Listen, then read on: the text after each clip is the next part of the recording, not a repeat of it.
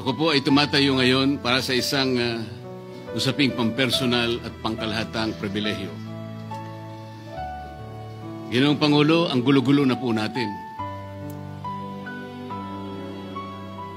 Ito pong huling pagdinig sa Blue Ribbon Committee na kung saan ay lumabas po ang isang testigo na nagngangalang Master Sergeant Orly Gutesa.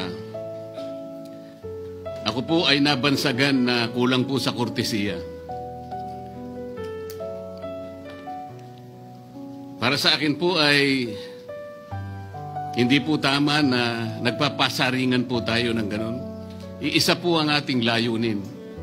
Hindi po tayo magkakalaban sa layunin na matuntun po natin ang pinaka-problema kung bakit nasadlag po ang ating bansa sa ganitong kalagayan. Hindi ko naman po kasalanan ako po'y hanapin ni Sergeant Gutesa. Hindi ko po siya kilala. Hindi ko po kasalanan kung ako po ang hinanap niya at hindi iba. Nung pong makita ko po yung kanyang salaysay, ang sabi ko lamang po sa kanya ay, kung malakas ang loob mo talaga at naniniwala kang dapat mong gawin ito para sa iyong bansa, dalawa lang ang pwede mong gawin para sa akin. Ipanotaryo mo yan, at kung malakas ang loob mo, bukas ng umaga bago mag alas 9, kailangan nandun ka na sa Senado. Alam po yung notaryo, para sa akin lang po yun. Gusto ko lamang siyang testingin kung talagang totoo nga ang kanyang mga gustong banggitin. Ang pinakamahalaga po ay haharap siya, tatayo, at susumpa sa kalagitnaan ng pagdinig. At doon ay pakikinggan natin. At doon ay sama-sama natin siyang i-interpolate. Tatanungin. Nakita naman po ninyo kung paano niya sinasagot ang bawat tanong. Walang pag-aalinlangan. Siya lamang po ang natatangi na testigo na kumonekta sa pangalan ni Saldico at Martin Romualdez. Wala nang iba. Ngayon po siya ay naharap sa napakaraming pasaring din. Bakit po ako ay walang kortesiya? Hindi po ba ako ay humingi ng panahon sapagkat hindi ko naman po alam kung talagang darating siya nung araw na yon, kaya hindi na po ako nagsabi. Gusto ko talagang paniwala ang darating siya. Dumating nga po siya, kaya ako siya inilabas. Pero kung pag-uusapan po ay kortesiya, balikan po natin ang mga nangyari. Nung ako po ay chairman pa ng Blue Ribbon Committee, nagkaroon po ng pagdinig. Unang pagdinig ay August 19, 2025. Isang araw bago po nagkaroon ng pagdinig ang Blue Ribbon Committee, ang ating pong kasama, si Senador Lacson, ay nagkaroon po ng posting. Sa Twitter po yata ito, hindi po ako sanay dito eh. Babasahin ko po, August 20, 2025. The Senate Blue Ribbon Committee hearing yesterday is akin to the cart going ahead of the horse. Had the cart waited one day, it would not have missed the details of the truth about the many substandard ghost projects and more that will be exposed in my privileged speech today. Yun po ba ay courtesy din? Sa akin pong palagay, hindi dapat po nagkaroon ng ganitong pagpapasaring. Alam ko po ba kung sino-sino ang tatayo para mag-deliver ng privilege speech? Matagal ko na pong sinabi noon kung kailan po ang pagdinig. Wala po akong itinago. Ngunit kung sasabihin na kung naghintay kami ng isang araw, ay mas marami pa sanang mga detalye at katotohanan ang naihayag. Hindi po ba sinabi ko sa inyo noon, mismong Pangulo ng Republika ng Pilipinas ang nagbigay sa akin ng USB na nandun po lahat ang mga proyektong pinaghihinala na ghost projects. Ayaw ko lamang pong ilabas ng isa-isa sapagkat sa aking pagkakaalam noon, Ginoong Pangulo, mali din po yung binigay na maka-coordinate sapagkat ang pinagbasihan nila yung MYPS, hindi yung PCMA, na palagi ko pong binabanggit. Sa mga kapatid, kahit na po yung mga binanggit na projects ng ating kasama, salig po sa mga maling coordination. At saka konti lang, pinili lang. Nagkataon lang po maganda nga talagang pagkakapresent sapagkat kulang na lang po yung cinematography at saka screenplay. Kung meron pa lang sanang sound effects, baka nandun yun. Huwag po sanang ganun magpasaringan tayo. Iisa po ang layunin natin dito Yung matukoy natin kung sino ang merong utak dito. Na ngayon po ay unti-unti na pong naihayag. Sino bang natatakot kay Martin Romualdez? Marami po siguro dito sa kapulungan ito. Pero hindi ako natatakot kay Martin Romualdez.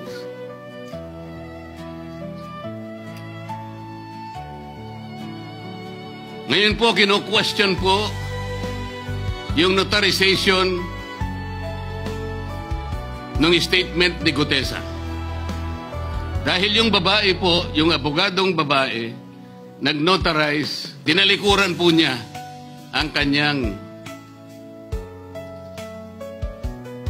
yung kanyang signature, yung kanyang pirma. Nandyan po ba yung assistant natin para ipakita po natin? Ayan po yung huling bahagi ng dokumentong ninotaryo doon sa opisina ng abogadang babae na ngayon ay tinatalikuran niya ang kanyang pirma. Doon sa right side po, ayan po yung ninotaryo sa dokumento ni Gutesa. Yung kaliwa po ay iba pong dokumento. Tingnan po ninyo yung pagkakahawig. Ibig po ba ninyong sabihin, Ginoong Pangulo, yun pong notarial details, yun po yung kulay blue, na kung saan nandyan yung PTR, nandyan po yung MCLE number, nandyan po yung kanyang roll number, ang kanyang address. Nakuha po ba ni Gutesa mula sa opisina ng abogada at in-stamp niya? Pagkatapos po yung detalye na nasa bandang kaliwa na kung saan makikita nyo document number, page number, book number, series of 2025. Makukuha po ba ni Gutesa mula sa libro, mula sa notarial register ng abogado? Paano niya makukuha? Tingnan po ninyo yung kabila, ganun din. Bakit po natin hahanapan ngayon si Gutesa at sasabihin pa natin dahil lamang tinalikuran ng babaeng nagnotaryo ang kanyang pirma? Pangkaraniwan na po kasi, Ginoong Pangulo, kahit pumunta kayo sa maraming lugar na kung saan nagnunotaryo, hindi nyo po makikita roon ang abogado. Iaabot nyo lang sa kanyang papel ninyo, pagkatapos isosoli niya sa iyo, pagkatapos nyo magbayad. Itatanong po ba ni Ginoong Gutesa, bago siya umalis, tatanungin po ba niya doon sa babaeng kausap niya kung sino man yun, Madam, kayo po bang may pirma nito? Wala pong ganun Ngayon, kung tatalikuran po ng abogado na yon ang kanyang pirma, ako na po mismo ang magdidirect ng prosecution sa kanya para ma-disbar siya. Sapagkat ginagamit po niya yung opisina na yon.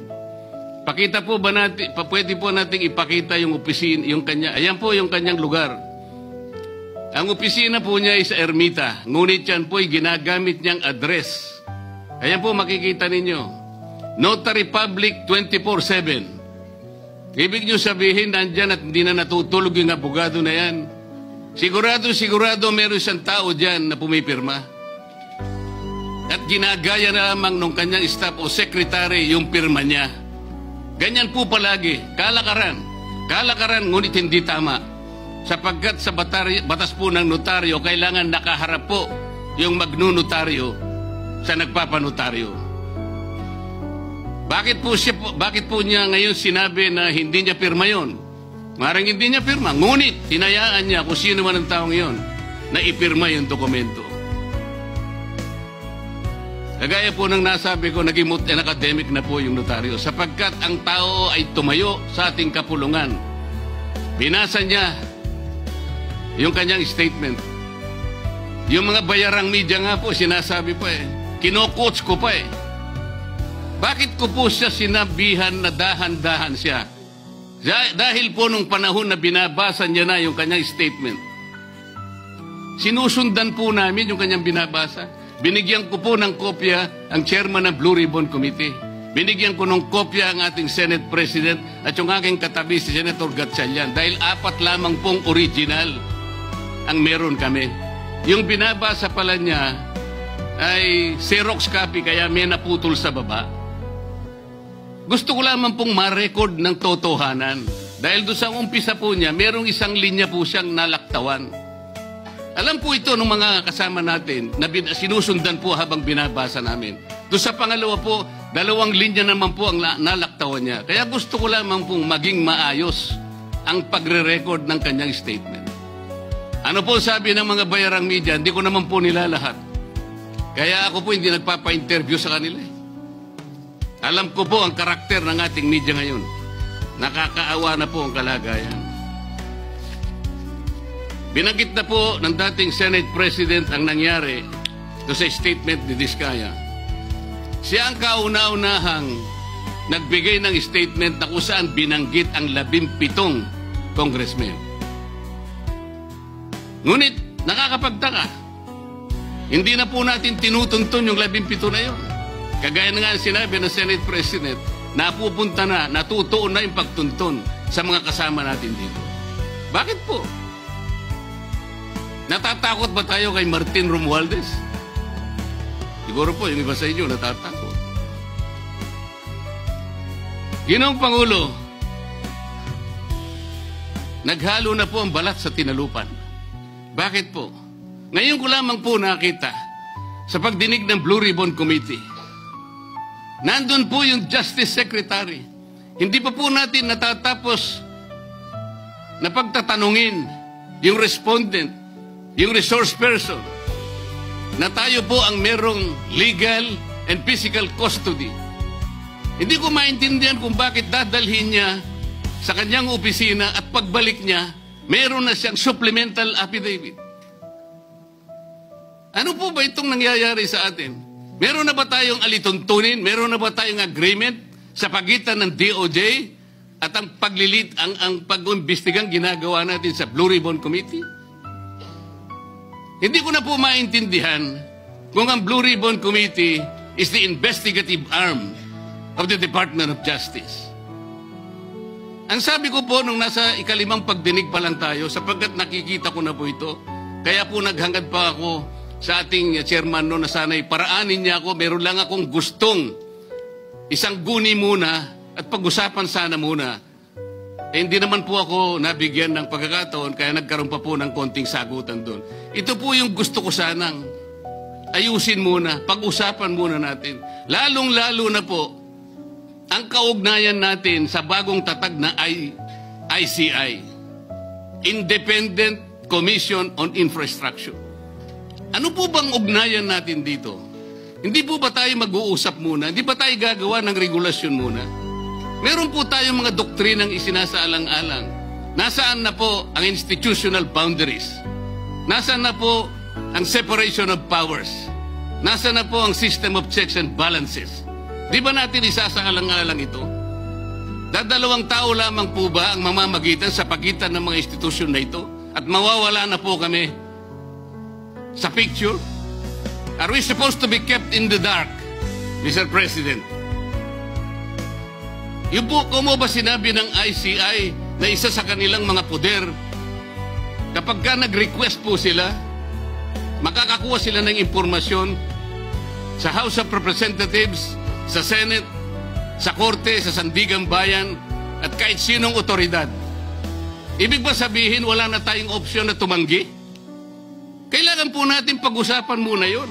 Ang nangyayari po sabog-sabog na po Baka nga yun ang isang dahilan kung bakit nag-resign po yung advisor na si Mayor Magalong ng Baguio. yung pong mga pasaring, ito po yung nakakapagbigay sa atin ng hindi naman kailangang pag-aaway-away o pag-aalitan. Hindi po maganda sa ating panig ito.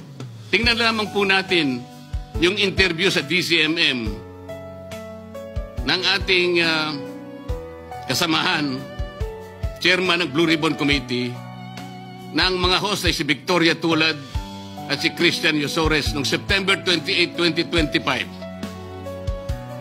Ang tanong po nila, ilang hearings pa ang nakikita ninyong gagawin ninyo? Ang sagot po ng ating kasama, Senador Lacson, yun ang hindi ko pa masabi.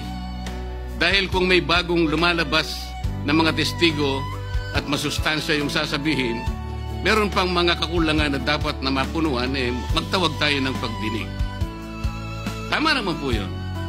Pero ito pong pangalawang saknong, ang sabi po, pero kung paulit-ulit lang at masa-sidetrack o kaya palihis yung direksyon ng inquiry, yun ang i-assess namin kasi medyo lumihis na. Ano po yung lumihis? September 28, dito lumabas si Master Sergeant Orly Gutesa. Lumihis po ba o dumiretso? Mula kay Saldico, ikinonekta po niya kay Martin Romualdez. Sa akin palagay, dumiretso po, hindi tayo lumihis. Pagkatapos tinanong pa po, do you think po, coach po si Gutesa? At iba pong observation, baka si Senator Rodante Marcoleta dahil parang sinabihan siya nung nagbabasa siya. O nalimutan mo, balikan mo itong paragraph na ito.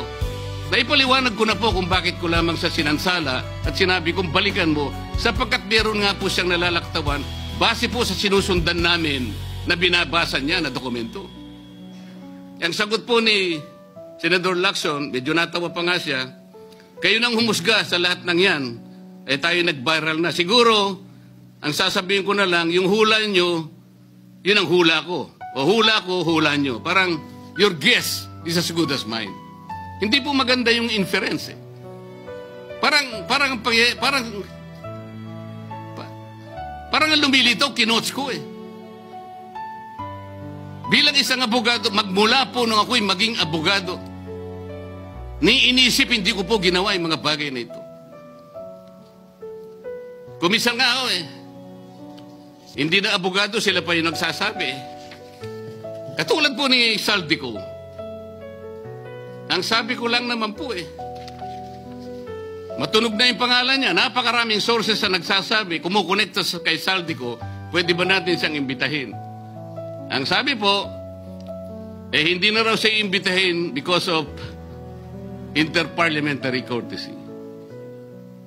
Ang sabi ko po, ang interparliamentary courtesy hindi po nalalabag kung iimbitahin lang siya.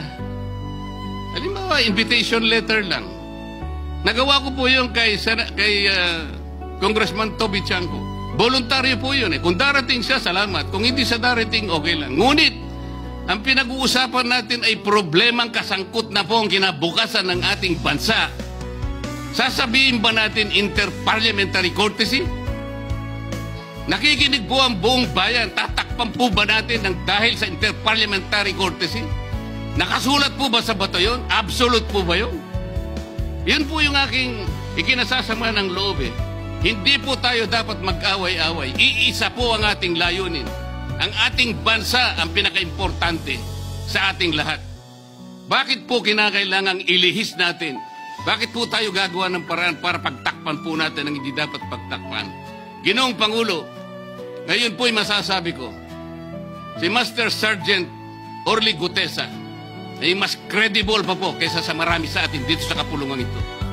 Si Master Sergeant Orly Gutesa, mas matapang kaysa sa mas marami dito sa ating kapulungan. Maraming salamat po, Ginoong Pangulo.